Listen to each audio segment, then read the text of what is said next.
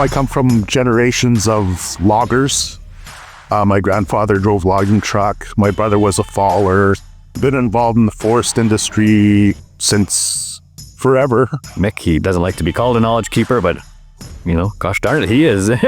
He's been doing this work longer than most people. My first time working in the bush was when I was 14 years old. So went from running chainsaw, planting trees, stream rehabilitation for fisheries, and just a real overall, a whole gambit of opportunities of getting different perspectives of the different resources and how to utilize the resource, protect the resources, and manage the resources.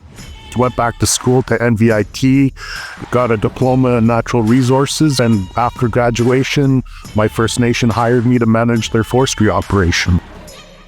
The Ntityix Resources Company, our forestry company for Westbank First Nation, we just want to help. We want to help our contractors, provide them with employment. We want to help industry in providing the resources that's needed to create structures, to create infrastructure. Ntityix Resources was established in 2006 with Westbank First Nation as its sole shareholder.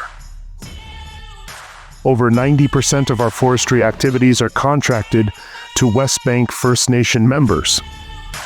Our contracting companies provide a full range of services, including harvesting, road construction, log hauling, professional and technical field support, and silviculture services. The total area of the Westbank block is 431 square kilometers. Given my experience and where I had taken my career up to that point, kind of left me in a spot where I wasn't really comfortable with a lot of the work that I was doing. Where I've been working in the past as an industry forester primarily is values are often treated as constraints on the land base. We need to be a business in order to do what we want to do or need to do on the land. To manage and take control of lands that we haven't had access to and truly manage in a way that's our values, not just from an economic perspective. We look at it as a cycle, that the forest provides us with some revenue in which we can reinvest back into the forest to sustain that forest long term. Within Ntityix Resources, we do have First Nations focus. Successes, healing in our community. Successes, having our children on the lands, our elders on the lands, having a forest to caretake.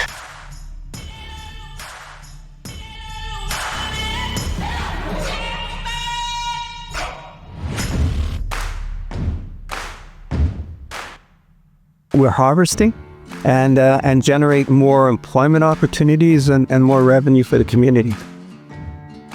What I find is that they're having more opportunity, and that's really good in any form.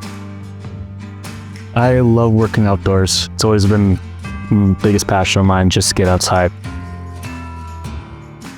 Get our people, into the mountains and into the woods. There's guys who come one day and they say, I'm done, I can't do it. And then there's guys who you'd think that couldn't handle it, and they become natural out here.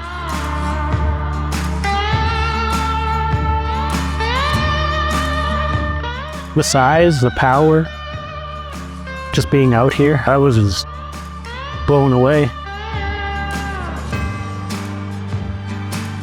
We are already producing some of our own lumber and selling some of that lumber overseas. We've sold some of that lumber in Australia, into Japan, into the United States. We have a lot of priorities within the company. Profit is one of them, but it's not the top priority. Our top priority is to manage the forest in a way in which we can make it more resilient and healthier than it is today.